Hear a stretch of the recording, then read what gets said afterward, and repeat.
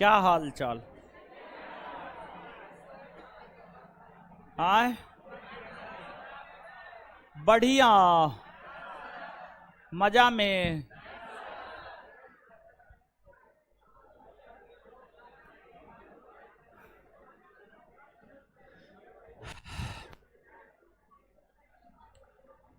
चलिए,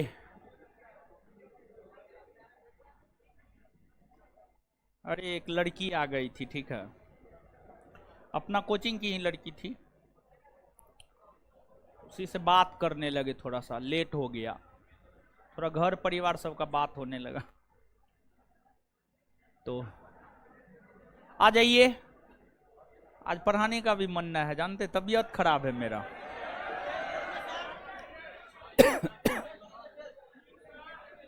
रेस्ट चाहिए हमको 2-3 दिन लगातार, तब ठीक हो जाएंगे, समझे? नहीं नहीं, एक रोज आपका पिछले सप्ताह में क्लास नहीं ना हुआ था, उस रोज हमको बुखार लगा हुआ था, ठीक है। चलिए अब आ जाइए। क्या पढ़ा रहे थे? नदी, नदी में गंगा नदी ना।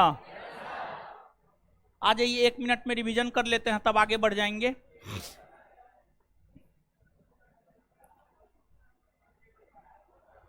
रवि जी, अप्रैल में बीपीएससी का बैच आ जाएगा। प्रीलिम्स तो यही से निकल जाएगा, मेन है अथी क्या कहते हैं, मेंस ओरिएंटेड बैच जो है अप्रैल में शुरू हो जाएगा, मेंस ओरिएंटेड बैच। और लगभग जो है उसमें शुरुआत करेंगे एनसीईआरटी पढ़ाने से, ठीक है। एनसीईआरटी पढ़ाने से देखिए, बीपीएससी मेंस क्या है जानते? पीटी कुछ नहीं है। पीटी आप लोग बैठिएगा ना, आप लोग भी निकाल लीजिएगा, समझ गए? मेन है मेंस। मेंस क्या है जानते हैं? मेंस है आप में आपकी लेखन शैली कैसी है, और आपके भीतर लेखन शैली का विकास जो होता है किताब पढ़ने से होता है। तो आपको सबसे पहले जब बीपीएससी का मेंस ओरिएंटेड बैच देंगे तो सबसे पहले एनसीईआरटी पकड़वाएंगे, और एनसीईआरटी हम स्वयं से पढ़वाएंगे आपको, और आपको पढ़ना होगा। जो भी उस प्रकार के लोग हैं जो भी बीपीएससी ओरिएंटेड तैयारी करेंगे उनके लिए बोल रहे हैं। तो अप्रैल में शुरू हो जाएगा। सबसे पहले एनसीईआरटी पढ़वाएंगे, कम से कम हिस्ट्री, पॉलिटी, ज्योग्राफी इतना तो जरूर करवाएंगे। और उसके बाद फिर जो है फिर वहीं से जो है क्वेश्चन प्रैक्टिस वैक्टिस सब चीज शुरू करवा देंगे। प्रीलिम्स में कुछ नहीं है, प्रीलिम्स के लिए आप लोग एकदम चिंता मत कीजिएगा। अरे काहे चिंता करते हैं, वो हम है ना जी, ठीक है। देखिए, हम पढ़ते हैं, हम क्वेश्चन बनाते हैं, हम क्वेश्चन क्रिएट करते हैं, तब हम पढ़ाते हैं। तो कोई भी चीज मेरे लिए बहुत बड़ा नहीं है, ऐसे ही मेरे लिए बहुत बड़ा नहीं है, समझ गए? हम चाहे तो हम सब चीज पढ़ा सकते हैं, समझ गए? इंजीनियरिंग बैकग्राउंड के छात्र रहे हैं तो फिजिक्स केमिस्ट्री तो आराम से पढ़ाइए सकते हैं। बात रहा बायोलॉजी का, बायोलॉजी सिर्फ नहीं पढ़ा सकते, बायोलॉजी हमको सच में नहीं आता है, समझ गए? बाद बाकी फिजिक्स केमिस्ट्री सब आता है, जनरल कंपटीशन वाला को तो पढ़ाइए सकते हैं, हिस्ट्री, पॉलिटी, ज्योग्राफी तो पढ़ाइए देते हैं, समझ गए? चलिए छोड़िए, अब आइए पढ़िए, ऐसे ये पहले ये से लेट। विश्व का सबसे बड़ा डेल्टा कौन? सुंदरवन का किन किन नदियों के द्वारा? हाँ, गंगा और किस क्षेत्र की नदियां, पूर्ववर्ती नदियां? हिमालय की ना। अरब सागर में गिरने वाली नदियां किसका निर्माण करती है? एस्चुअरी ना। कौन कौन सी नदी है? नर्मदा और ताप्ती। प्रायद्वीपीय भारत की नदियां किस प्रकृति की?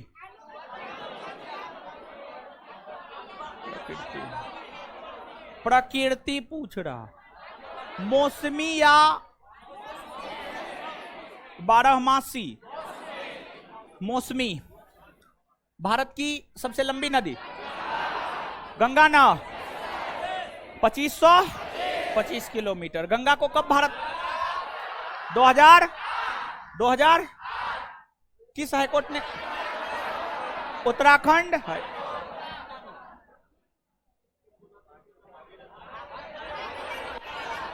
भागीरथी और कहां आपस में मिलती है? देव गंगा नदी किस जिला से उत्तर प्रदेश? बिजनौर से ना। किस जिला से बाहर निकलती? बलिया से ना। गंगा नदी उत्तर 20 2 पर 8 28 कौन? बक्सर बाहर निकलती है।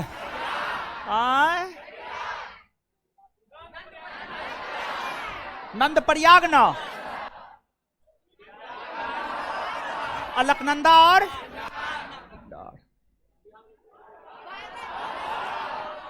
बक्सर, भोजपुर, सारण, वैशाली, पटना, समस्तीपुर, बेगूसराय, लखीसराय, मुंगेर, खगड़िया, भागलपुर, कटिहार।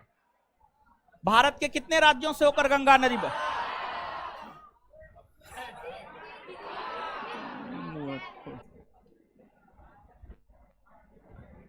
गुरुजी लोग आ जाइए। अब देखिए, गंगा अपने बिहार से होकर गुजरती है।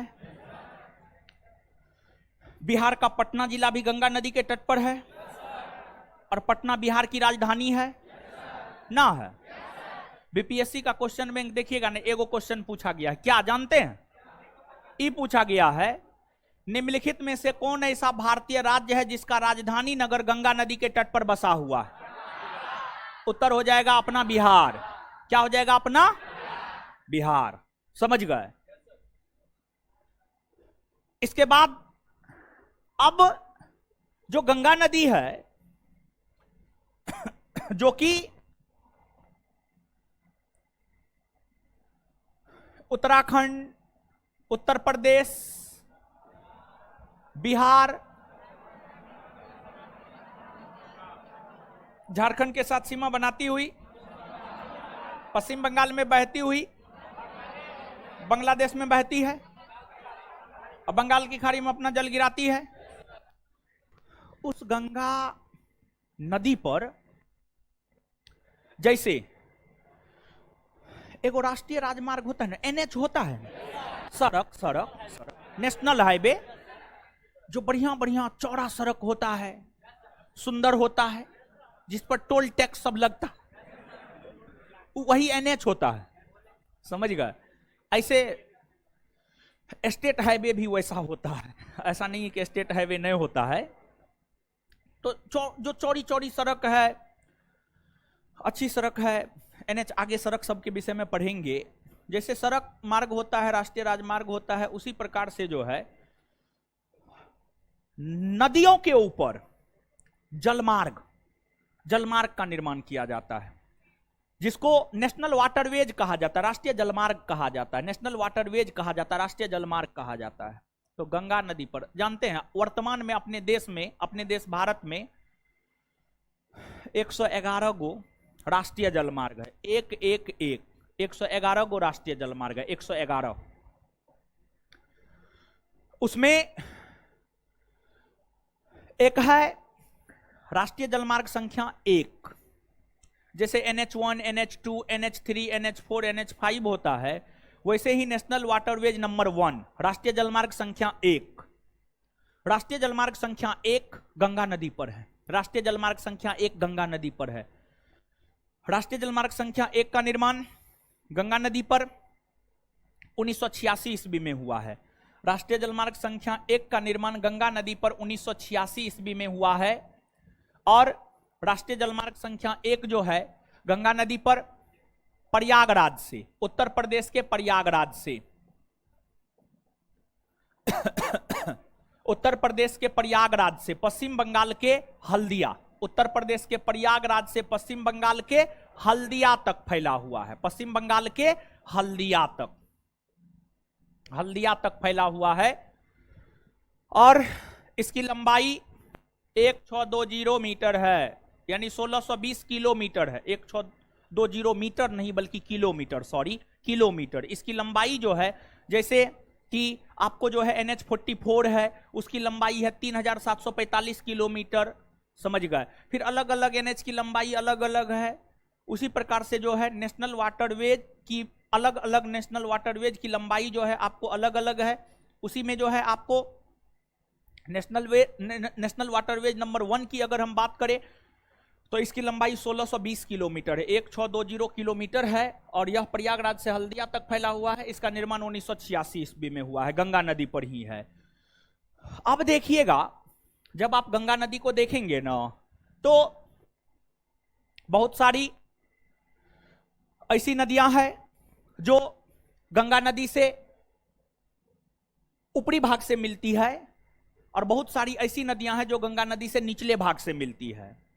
देखिए, वैसी नदियां जो गंगा नदी के उत्तरी भाग से मिलती है, ये गंगा नदी का बायां तट है। जैसे कोई नदी बहता है, जैसे कि मान लिया जाए पटना के तट पर ही जो है गंगा नदी पटना से होकर गुजरती है, तो गंगा नदी जो गुजरती है, गंगा नदी का दाहिना तट पटना हो जाएगा और बायां तट उधर हो जाएगा, यानी हाजीपुर हो जाएगा। वैशाली मान लीजिए, हाजीपुर मान लीजिए, हाजीपुर, ठीक है। तो गंगा नदी है, गंगा नदी के दाहिने तट पर पटना है और बाएं तट पर हाजीपुर है, हाँ या ना? तो नदी का अपना 2 तट होता है, एक बायां तट होता है, एक दायां तट होता है। तो ये जो तट है ना, ये वाला तट बायां तट है। कौन सा तट है? बायां। कौन सा तट है? बायां। बायां तट है। और नीचे वाला तट जो है आपको दायां तट है। कौन सा तट है? दायां तट। अब देखिएगा, कुछ नदियां ऐसी है जो गंगा नदी से बाएं तट पर मिलती है, जैसे गोमती, घाघरा, गंडक, कोसी, महानंदा। ये सभी गंगा की ऐसी सहायक नदी है जो गंगा से बाएं तट पर मिलती है, और गंगा की कुछ सहायक नदी ऐसी है जो गंगा से दाएं तट पर मिलती है, जैसे यमुना, जैसे सोन। ये सभी ऐसी सहायक नदी है जो गंगा से दाएं तट पर मिलती है। यहां से 2 प्रकार के प्रश्न आपसे पूछे जाते हैं। एक तो सीधे तौर पर निम्नलिखित में से कौन गंगा की सहायक नदी है और कौन गंगा की सहायक नदी नहीं है। तो गंगा की सहायक नदी है रामगंगा, गोमती, घाघरा, गंडक, कोसी, महानंदा, यमुना, सोन इत्यादि। एक बात ये, एक तो ये हो गया। दूसरी बात, कौन नदी गंगा से बाएं तट पर मिलती है और कौन नदी गंगा से दाएं तट पर मिलती है। तो आपने देखा, बाएं तट पर रामगंगा, गोमती, घाघरा, गंडक, कोसी, महानंदा।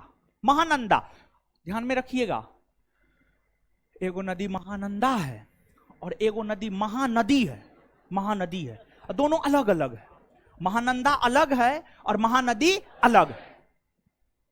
इसके बाद दाएं तट से यमुना और सोन, यमुना और, तो ये तो बाएं तट दाएं तट वाली बात हो गई। अब एक चीज और आपसे पूछा जाता है, गंगा की सहायक नदियों में गंगा की सबसे बड़ी सहायक नदी कौन है। तो गंगा की जितनी भी सहायक नदी है, उन सभी सहायक नदियों में गंगा की सबसे बड़ी सहायक नदी यमुना है। कौन है? यमुना। यमुना गंगा की सबसे बड़ी सहायक नदी है। और जो यमुना नदी है, अगर हम लोग यमुना नदी को देखें तो यमुना नदी भी उत्तराखंड से ही निकलती है। यमुना नदी भी उत्तराखंड से ही निकलती है। यमुना नदी उत्तराखंड के यमुनोत्री हिमानी के बंदरपूछ से निकलती है। उत्तराखंड के यमुनोत्री हिमानी के बंदरपूछ से निकलती है। उत्तराखंड के यमुनोत्री हिमानी के बंदरपूछ से निकलती है और उत्तराखंड में बहने के बाद यह आपको उत्तर प्रदेश में बहती हुई, हरियाणा में बहती हुई, दिल्ली में बहती हुई, और उत्तर प्रदेश में ही यह प्रयागराज में गंगा से आकर मिलती है। प्रयागराज में गंगा से आकर मिलती है। प्रयागराज में, इसको अगर आप गंगा मान लीजिएगा तो ये प्रयागराज में यानी इलाहाबाद में, इलाहाबाद में यानी प्रयागराज में, इलाहाबाद को ही आज के डेट में प्रयागराज कहा जाता है, हाँ या ना? हाँ, प्रयागराज को पहले इलाहाबाद कहा जाता था। और इलाहाबाद के विषय में कहा जाता है कि इलाहाबाद को बसाया था मुगल बादशाह अकबर ने। इलाहाबाद को मुगल बादशाह अकबर ने बसाया था और हमारे योगी महाराज ने इलाहाबाद का नाम बदल करके प्रयागराज कर दिया। तो यहां मिलती है, तो यमुनोत्री हिमानी से लेकर गंगा के मिलन बिंदु तक इसकी लंबाई 1326 किलोमीटर है। 1 3 2 6, 13 दूना 26, 1 पर 3 13, 2 पर 6 26, 1326 किलोमीटर यमुना की लंबाई है। यमुना की लंबाई है जो दिल्ली है, दिल्ली दिल्ली दिल्ली का नाम सुने हैं? दिल्ली, दिल्ली यमुना नदी के तट पर है। दिल्ली के बाद उत्तर प्रदेश का आगरा, उत्तर प्रदेश का औरैया, उत्तर प्रदेश का इटावा, ये प्रमुख शहर यमुना नदी के तट पर है। ये प्रमुख शहर यमुना नदी के तट पर है। और दिल्ली जानते हैं, दिल्ली मेगा सिटी में आता है। और मेगा सिटी उस सिटी को कहा जाता है, उस शहर को कहा जाता है जिसकी आबादी 1 करोड़ से अधिक हो। 1 करोड़ से अधिक हो उसको मेगा सिटी कहा जाता है। तो दिल्ली की आबादी 1 करोड़ से अधिक है, 2 करोड़ से भी अधिक है दिल्ली की आबादी। तो दिल्ली बहुत छोटा सा एरिया है, आबादी बहुत अधिक है, जनघनत्व तो काफी ज्यादा है। पूरे देश के भीतर सबसे ज्यादा जनघनत्व वाला क्षेत्र दिल्ली है। दिल्ली का जितना गंदगी है ना, सब यमुना में विसर्जित होता है। उतना लोग है, सब अपना गंदगी उसी में विसर्जित करता है। तो प्रदूषित होगा कि नहीं होगा? एकदम प्रदूषित होगा। तो यमुना नदी जो है काफी प्रदूषित नदी है। और काफी प्रदूषित होने के कारण यमुना नदी को खुला नाला कहा जाता है। खुला नाला, खुला नाला, खुला नाला की संज्ञा दी जाती है। आपसे पूछा जाता है निम्नलिखित में से किस नदी को खुला नाला की संज्ञा दी जाती है? तो आंसर हो जाएगा यमुना। क्या हो जाएगा? हाँ। इसके बाद इसके बाद आगे है सोन नदी। देखिए, अमरकंटक की पहाड़ी से आप अवगत हैं कि ना है? कहां है? हैं? इतना कम जोर से आवाज आया हो। आप एक बात बताइए, हम कितना शिद्दत से आप लोग को पढ़ाते हैं, आप लोग उतना ही शिद्दत से याद क्यों नहीं रखते हैं? भाई महाराज अजीब हाल है, पूरा आवाज आना चाहिए।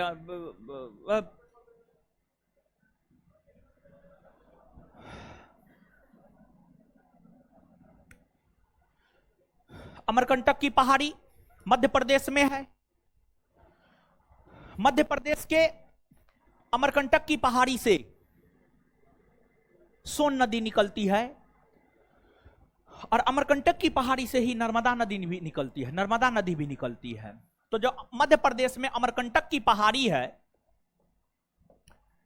इस अमरकंटक की पहाड़ी से सोन नदी भी निकलती है और इस अमरकंटक के पहाड़ी से नर्मदा नदी भी निकलती है। सोन नदी अपने उद्गम स्थल से उत्तर पूर्व, किधर? उत्तर। और नर्मदा नदी अपने उद्गम स्थल से पश्चिम, किधर? पश्चिम।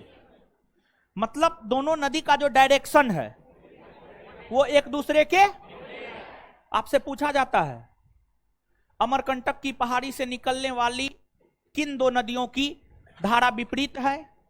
आंसर हो जाएगा सोन और। बात क्लियर? अब सोन नदी को सोन नदी क्यों कहा जाता है जानते हैं? सोन नदी में जो बालू है ना, बालू, सोन नदी में जो बालू है वो बालू जो है ना सोना की तरह चमकता है, इसी कारण इस नदी को ही नाम दे दिया गया सोन नदी। और सोन नदी जो है दानापुर में, इधर पटना के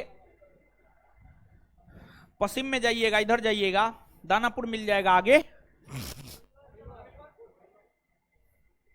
हाँ उधरे है, दानापुर से भी पश्चिम है, हाँ पश्चिम है। तो वहीं पर जो है सोन नदी गंगा से आकर मिलती है। किससे आकर मिलती है? और सोन नदी की जो लंबाई है 729 किलोमीटर विकिपीडिया के अनुसार, और कुछ बुक के अनुसार 730 किलोमीटर। तो ये तो बहुत ज्यादा अंतर नहीं हुआ। तो बुक 730 किलोमीटर लिखता है और गूगल पर सर्च कीजिएगा तो विकिपीडिया 729 किलोमीटर लिखता है। तो आप 730 किलोमीटर याद रख लीजिएगा ना, क्या होगा 730 किलोमीटर आप याद रख लीजिएगा। बात क्लियर है? और देखिए, हर नदी की लंबाई याद रखना जरूरी नहीं है, लेकिन कुछ नदियों का लंबाई याद रखना जरूरी है। जैसे हम आपको जब इससे पहले पर्वत पहाड़ पठार बता रहे थे, तो वहां पर जो है हम आपको कुछ पर्वतों का ऊंचाई बताए थे, हाँ या ना? लेकिन क्या सब पर्वत का ऊंचाई बताए थे? नहीं बताए थे। तो सब जरूरी है ना, है तो जान करके क्या कीजिएगा, समझ गए? तो इसलिए भी सब नहीं जानना है, लेकिन कुछ नदी का लंबाई जो है जानना जरूरी है, कुछ नदियों की सहायक नदी को जानना जरूरी है। तो अब यहां तक जो है चीजों को लिखिए, फिर आगे बताएंगे लिखाएंगे।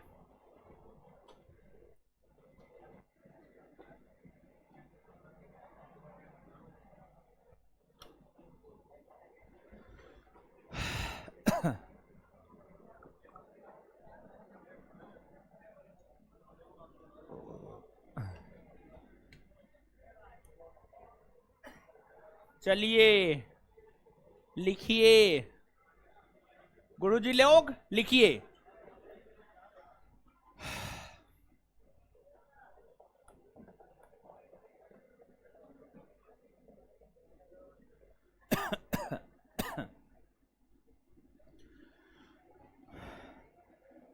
स्टार मार के। बिहार एक ऐसा राज्य है जिसका राजधानी नगर गंगा नदी के तट पर बसा हुआ है। बिहार एक ऐसा राज्य है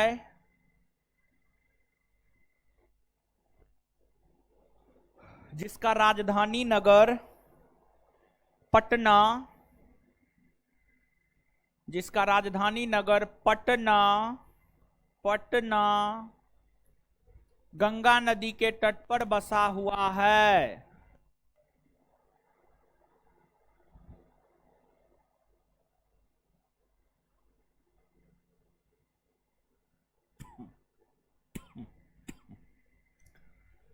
गंगा नदी के तट पर बसा हुआ है, फुल स्टॉप। नेक्स्ट पॉइंट, आगे हेडिंग मारिए, पॉइंट ने हेडिंग मारिएगा।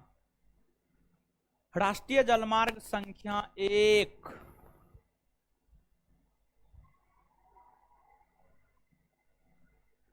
राष्ट्रीय जलमार्ग संख्या 1 डैश देकर लिखिए।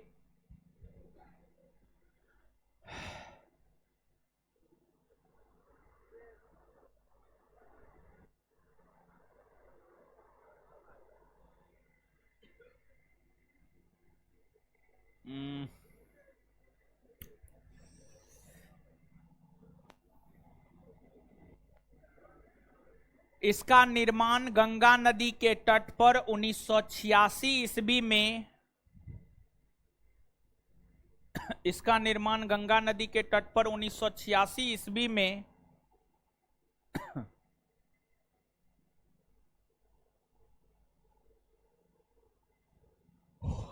इसका निर्माण गंगा नदी के तट पर 1986 ईस्वी में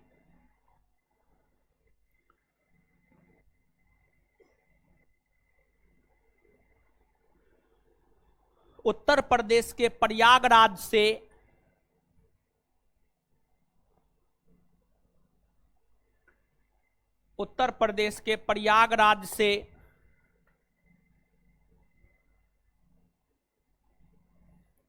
पश्चिम बंगाल के हल्दिया, पश्चिम बंगाल के हल्दिया तक, पश्चिम बंगाल के हल्दिया तक किया गया है।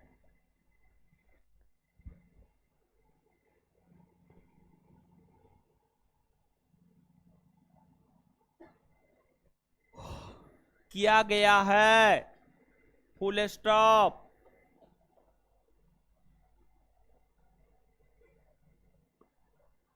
इसकी लंबाई 1620 किलोमीटर है। इसकी लंबाई 1620 किलोमीटर है, फुल स्टॉप। अगला पॉइंट स्टार मार के लिखिए, Ramganga, Ramganga comma Gomti, comma Ramganga comma Gomti comma Ghaghara comma, Ghaghara comma Gandak comma Kosi comma Mahananda, Mahananda इत्यादि नदियां, महानंदा इत्यादि नदियां गंगा से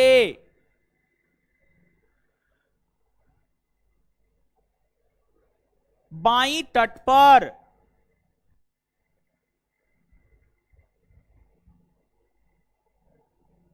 मिलने वाली, बाईं तट पर मिलने वाली, बाईं तट पर मिलने वाली सहायक नदी है, सहायक नदी है, फुल स्टॉप। अगला पॉइंट, यमुना और सोन। अगला पॉइंट, यमुना और सोन, यमुना और सोन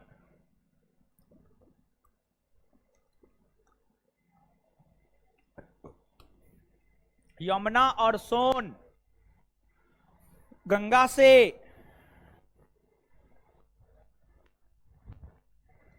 दाईं तट पर, दाईं तट पर, दाईं तट पर मिलने वाली, दाईं तट पर मिलने वाली सहायक नदी है,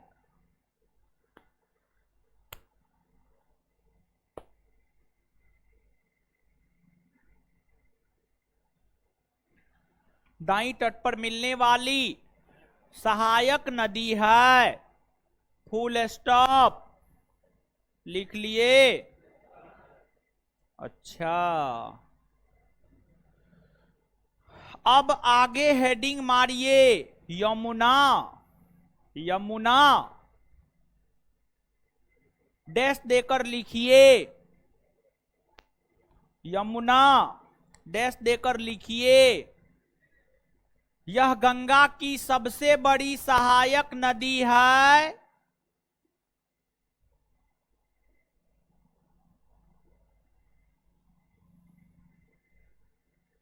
यह गंगा की सबसे बड़ी सहायक नदी है, फुल स्टॉप। इसकी लंबाई, इसकी लंबाई 1326 किलोमीटर है। यह नदी उत्तराखंड के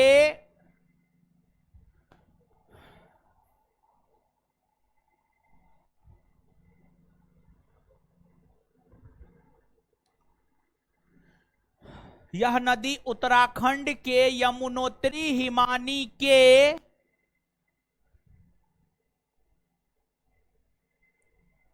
यह नदी उत्तराखंड के यमुनोत्री हिमानी के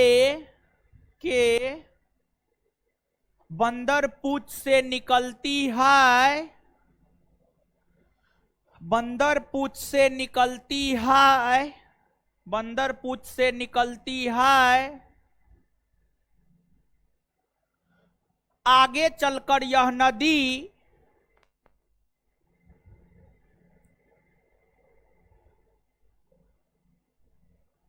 दिल्ली में बहती हुई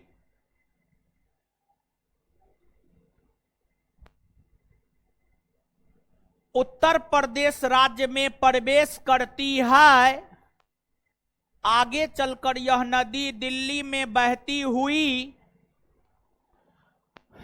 आगे चलकर यह नदी दिल्ली में बहती हुई दिल्ली, औरैया, इटावा, आगरा, उसी में कंटिन्यू यमुना नदी के तट पर, यमुना नदी के तट पर दिल्ली, आगरा, यमुना, इटावा, दिल्ली, आगरा, यमुना, इटावा इत्यादि जैसे शहर स्थित है। यमुना नदी के तट पर दिल्ली, आगरा, औरैया, इटावा इत्यादि जैसे शहर स्थित है।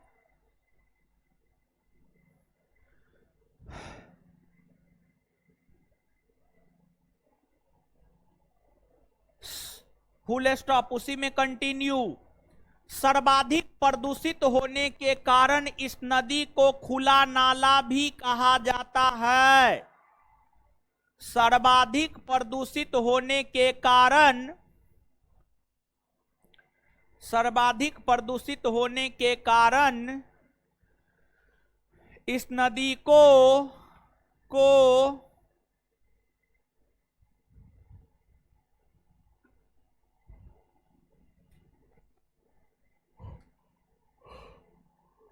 इस नदी को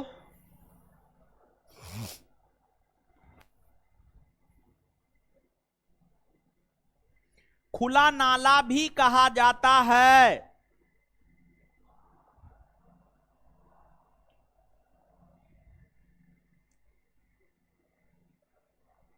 यमुना की प्रमुख सहायक नदी, उसी में कंटिन्यू यमुना की प्रमुख सहायक नदी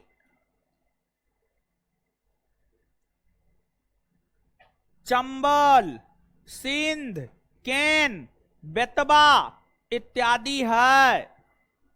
यमुना की प्रमुख सहायक नदी चंबल, सिंध, केन, बेतवा इत्यादि है। सिंधु अलग है, सिंध अलग है, सिंध बोल रहे हैं। यमुना की प्रमुख सहायक नदी चंबल, सिंध, बेतवा, केन इत्यादि है। Full stop. अब आगे हेडिंग मारिएगा सोन नदी। क्या हेडिंग मारिएगा? सोन नदी।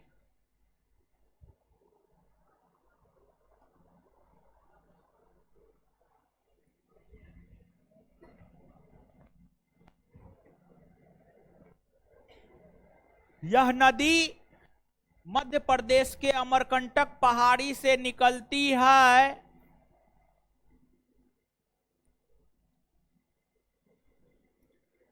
यह नदी मध्य प्रदेश के अमरकंटक पहाड़ी से निकलती है,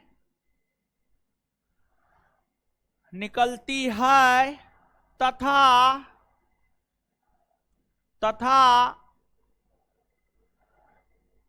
उत्तर पूरब की ओर बहती हुई, तथा उत्तर पूरब की ओर बहती हुई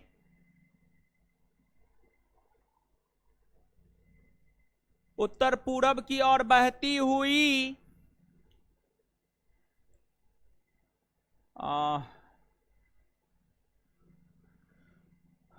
पटना के निकट दानापुर में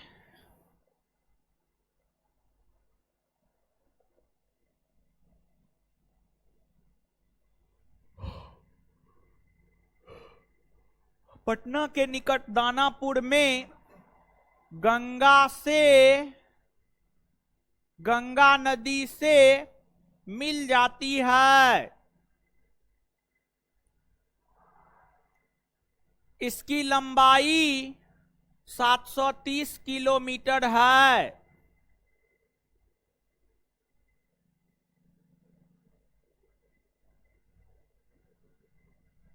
इसकी लंबाई 730 किलोमीटर है। नोट दे करके लिखिएगा, एनओटी नोट लिखिए, डैश देकर। सोन नदी और नर्मदा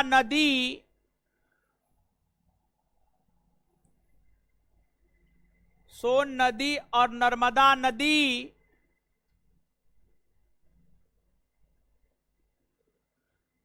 अमरकंटक की पहाड़ी से निकलती है।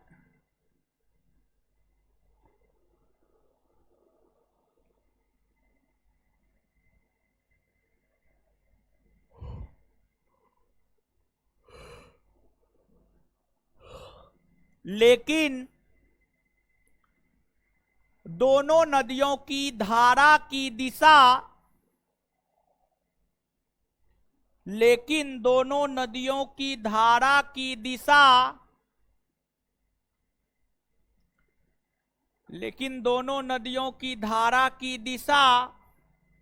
एक दूसरे के विपरीत होती है। लेकिन दोनों नदियों की धारा की दिशा एक दूसरे के विपरीत होती है। गुरुजी लोग जितना लिखाए हैं 1 मिनट में पढ़ जाइए जल्दी।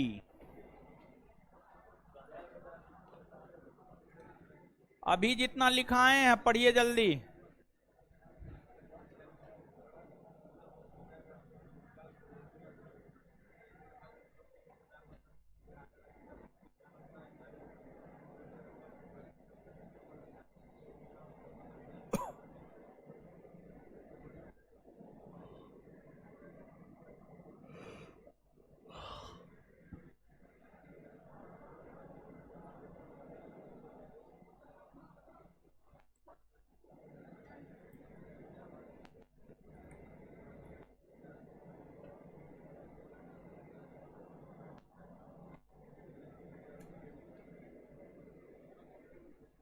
गुरुजी लोग पढ़ लिए? हेलो, पढ़े?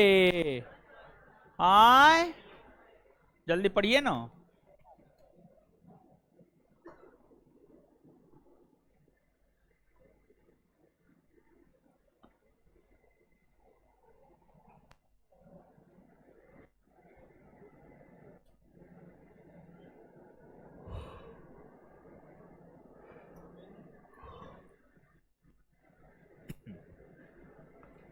पढ़ लिए? कौन राज्य का राजधानी नगर गंगा नदी? आए बिहार। रामगंगा, गोमती, घाघरा, गंडक, महानंदा, कोसी गंगा से कौन तट पर मिल? आए कौन तट पर? अच्छा, बायां तट पर गंगा से कौन कौन नदी मिलती है?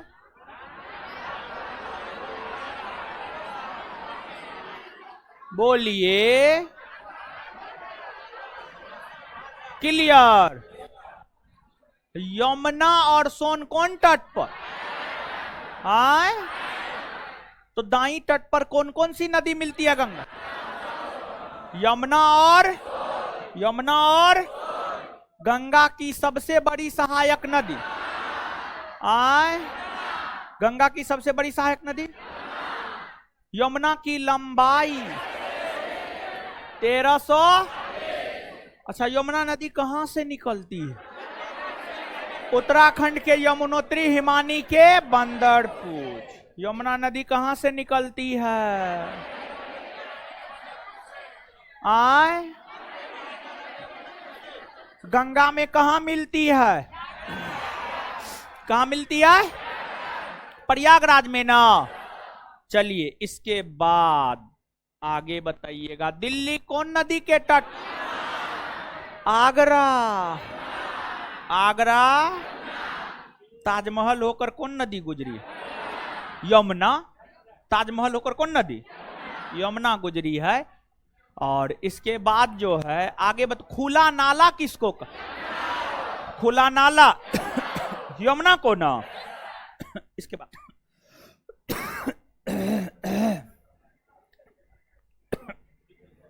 सोन नदी कहां से निकलती है?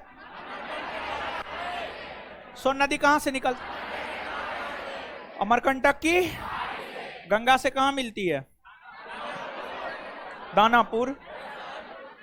कहां मिलती है? लंबाई इसकी क्लियर। चलिए अब अभी हम लोग चर्चा क्या कर रहे हैं? गंगा की सहायक नदी की चर्चा कर रहे हैं। अब गंगा की सहायक नदी में एगो महानंदा है। कौन है? महानंद। अब नीचे से आप हेडिंग मारिएगा, महानंदा। महानंदा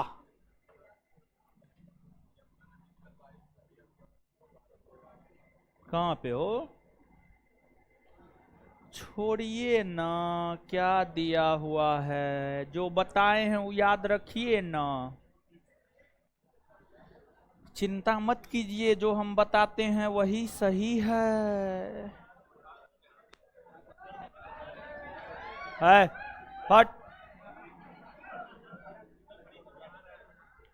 चलिए गुरुजी लोग हेडिंग मारे क्या?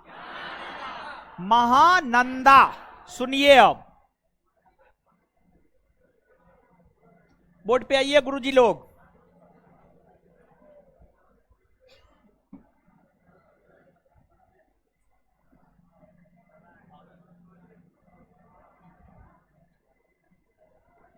एक गंगा है नो।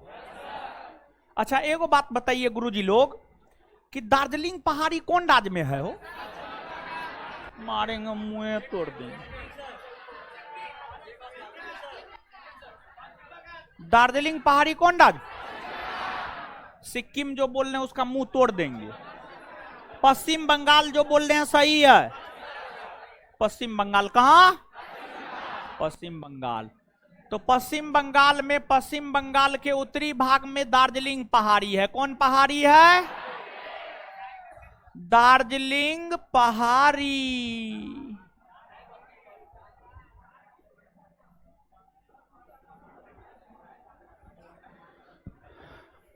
और ये जो दार्जिलिंग पहाड़ी है ना, वो चाय की खेती के लिए प्रसिद्ध है।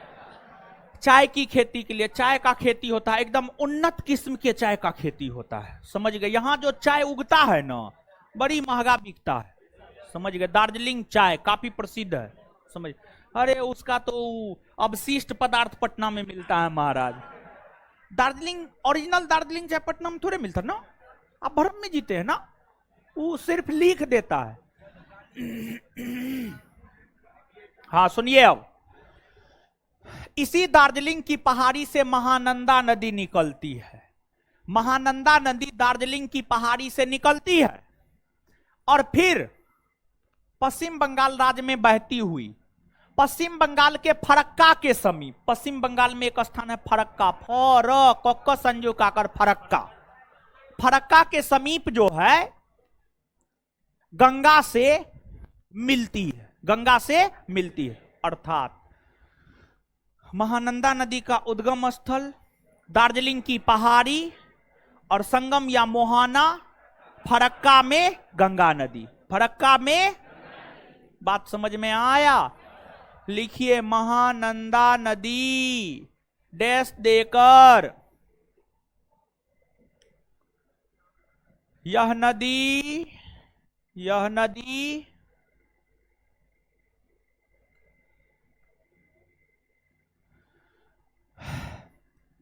पश्चिम बंगाल के दार्जिलिंग पहाड़ी से निकलती है। कोई स्टाफ है जी? स्टाफ है जी? एक नंबर का काम चोर सब, कोई ना है ना? रहता तो बोलता ना हाँ या ना हाँ है, नहीं है ना।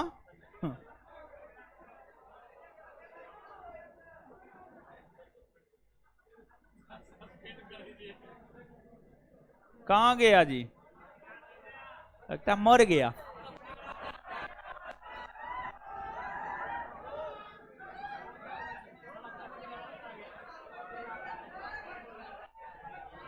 कहीं पर सब बैठ करके खैनी लटा के खाता होगा। अगर संस्थान के लोगों तक हमारी आवाज पहुंच पा रही है, मेरा गाड़ी तैयार करवाइएगा। गाड़ी निकलेंगे, यहां से निकलेंगे सीधा, ठीक है, बोल दीजिए। आगे उस सेंटर पर टेस्ट डिस्कशन होता है, टेस्ट डिस्कशन है अभी। चलिए आइए यहां पे, अब लिखिए, यह नदी पश्चिम बंगाल के दार्जिलिंग पहाड़ी से निकलती है और पश्चिम बंगाल में ही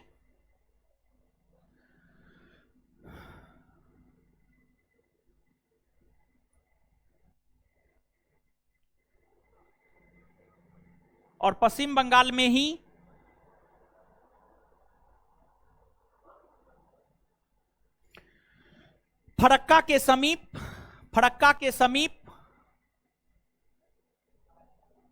फरक्का फ संजू काकर, फरक्का के समीप गंगा से मिल जाती है।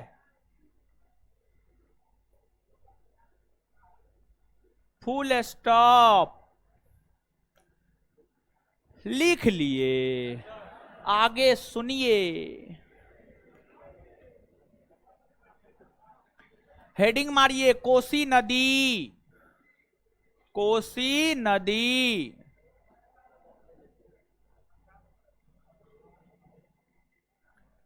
अब समझिए, पहले देखिए, एगो बात बताइए भाई जी लोग, गोसाई थान चोटी कहां है हो? हाय, नेपाल में है ना हो?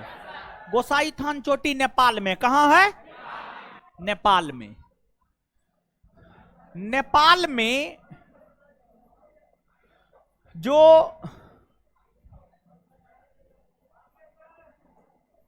गोसाई थान चोटी है ना, नेपाल के उसी गोसाई थान चोटी से कोसी नदी निकलती है। और कोसी नदी की जो धारा है वो कोई एक नदी की धारा नहीं है, कई सारी नदियों की संयुक्त धारा को कोसी कहा जाता है, जिसमें कोसी की सबसे मुख्य धारा है अरुणा, जिसमें कोसी की सबसे मुख्य धारा है अरुणा।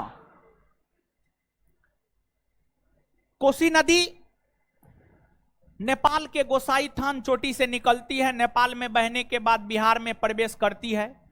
बिहार में बहती हुई यह कटिहार के कुर्सेला के समीप गंगा से मिल जाती है, कटिहार के कुर्सेला के समीप गंगा से मिल जाती है। इस क्रम में इसकी लंबाई 784 किलोमीटर, 784 किलोमीटर, 784 किलोमीटर। और कोसी नदी पूरे विश्व में नील नदी से लेकर गंगा नदी तक सभी नदियों में सबसे अधिक मार्ग परिवर्तन करने वाली नदी है कोसी। कौन है? कभी उत्तर बहती है, कभी दक्षिण, कभी पूरब, कभी पश्चिम, कब किधर बहती है पते नहीं चलता है। समझिए, कोसी की धारा का कोई पता नहीं चलता है। कोसी नदी के आसपास का जो गांव होता है वहां के लोग हमेशा सतर्क रहते हैं, समझ गए। जब बरसात का मौसम होता है, कोसी के जल स्तर में वृद्धि होता है, आप कोसी वाले इलाका में जहां पर कोसी नदी का प्रभाव देखने को मिलता है, जिस गांव में, जिस क्षेत्र में शाम में देखेंगे पानी उनी आने का कोई आसार न है, रात में आराम से आप चौकी पर सोए रहेंगे, नीचे से पानी गुजर रहा है। अब लीजिए, लेते रहिए आप। मतलब बड़ी अजीबो गरीब स्थिति होती है, मतलब बहुत मार्ग परिवर्तन करती है। और कोसी नदी से जो है उत्तर बिहार, जो अपना बिहार है, बिहार को हम लोग दो भाग में बांटकर पढ़ते हैं। कोसी की धारा जो है ना, यत्र तत्र है, समझ गए। इधर है उधर है, पते नहीं चलेगा किधर है, और पता चलेगा सब जगह है।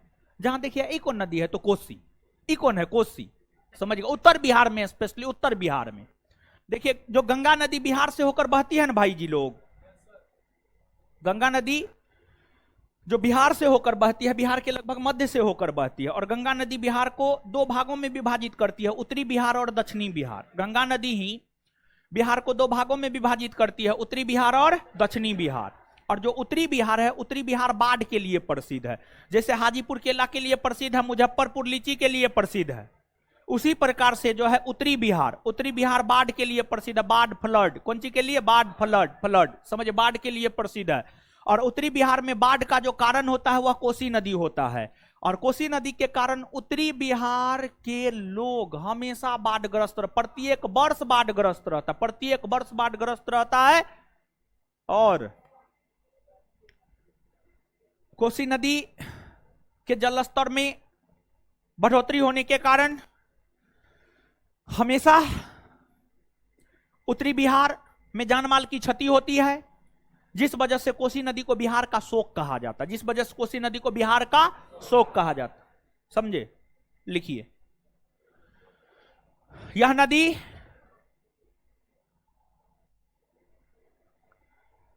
नदी और देखिए भाई जी लोग, हमको निकलने दीजिएगा, नहीं तो हम लिखाएंगे ना, क्योंकि टेस्ट का डिस्कशन मेरा वहां पर है, वहां जाने में हमको टाइम लग जाएगा, समझे। तो हमको निकलने दीजिएगा, और नहीं तो धर फराइएगा नहीं, हमको निकलने दीजिएगा तब निकलिएगा, रोक दीजिएगा सबको, ठीक है, टोटल को रोक दीजिएगा। सब दिन बोलते हैं, नहीं बोलते हैं, शुक्रवार को स्पेशली बोल रहे हैं, सब दिन तो आप ही लोग निकलते हैं, बाद में ना हम निकलते हैं। शुक्रवार को हमको निकलने दिया कीजिए, पहले मेरा टेस्ट डिस्कशन रहता है। यह नदी, हाँ सही में निकलते लिखवा रहे हैं। यह नदी, सही बोले, बढ़िया आइडिया दिए। यह नदी है, लिखिए, यह नदी नेपाल के गोसाई थान चोटी से निकलती है। नेपाल के गोसाई थान चोटी से निकलती है। इसकी मुख्य धारा अरुणा कहलाती है। इसकी मुख्य धारा अरुणा कहलाती है। इसकी मुख्य धारा अरुणा कहलाती है। अरुणा कहलाती है। यह नदी कटिहार के कुर्सेला के समीप, यह नदी कटिहार के कुर्सेला के समीप गंगा से मिलती है। यह नदी कटिहार के कुर्सेला के समीप गंगा से मिलती है। गंगा से मिलती है। इसकी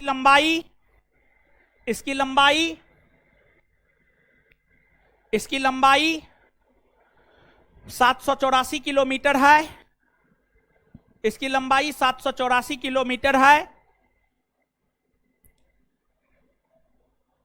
पूरे विश्व में सबसे अधिक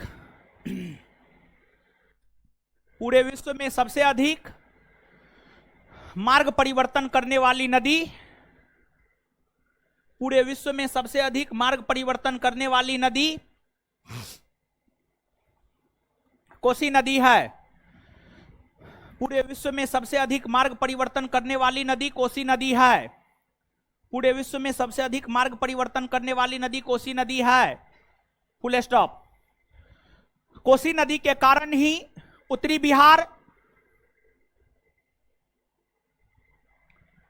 कोसी नदी के कारण ही उत्तरी बिहार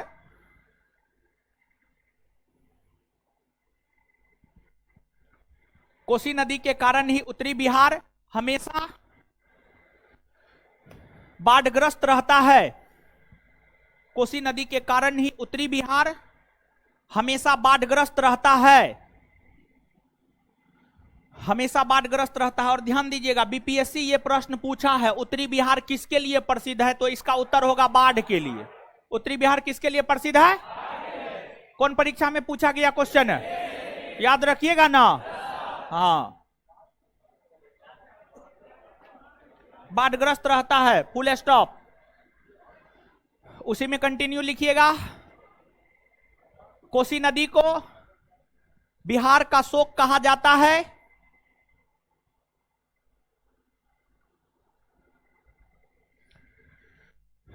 कोसी नदी को बिहार का शोक कहा जाता है क्योंकि इस नदी के जलस्तर में इजाफा होने से, क्योंकि इस नदी के जलस्तर में इजाफा होने से बिहार में, देखिए ना, इस नदी के जलस्तर में इजाफा होने से बिहार में प्रत्येक वर्ष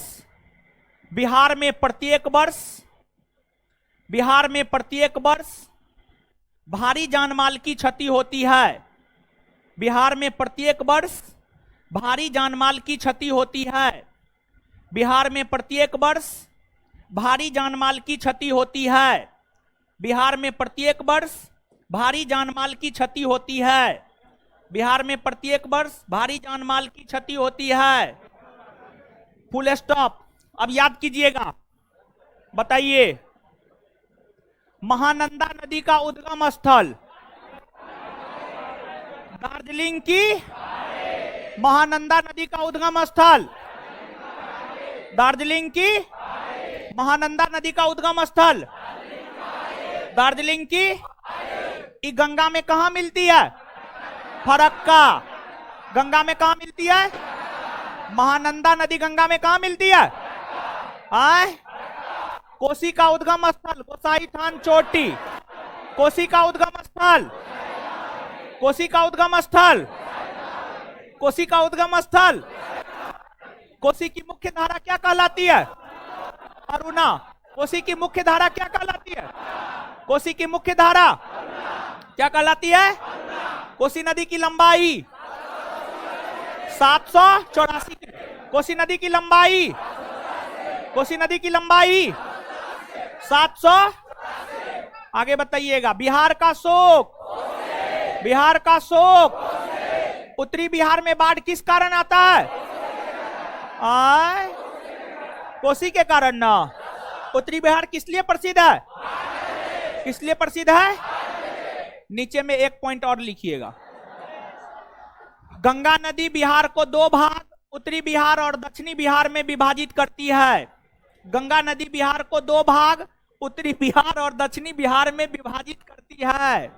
गंगा नदी बिहार को दो भाग, उत्तरी बिहार और दक्षिणी बिहार में विभाजित करती है। गंगा नदी बिहार को दो भाग, उत्तरी बिहार और दक्षिणी बिहार में विभाजित करती है। गंगा नदी बिहार को दो भाग, उत्तरी बिहार और दक्षिणी बिहार में विभाजित करती है। गंगा नदी बिहार को दो भाग, उत्तरी बिहार और दक्षिणी बिहार में विभाजित करती है। आज के लिए इतना ही, यहीं पर सभा समाप्त होता है आज का। इससे आगे नेक्स्ट क्लास में। धन्यवाद सभी लोगों का।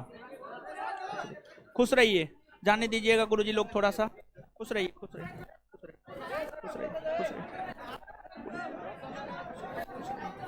खुश रहिए, खुश रहिए, खुश रहिए, खुश रहिए, खुश रहिए, खुश रहिए।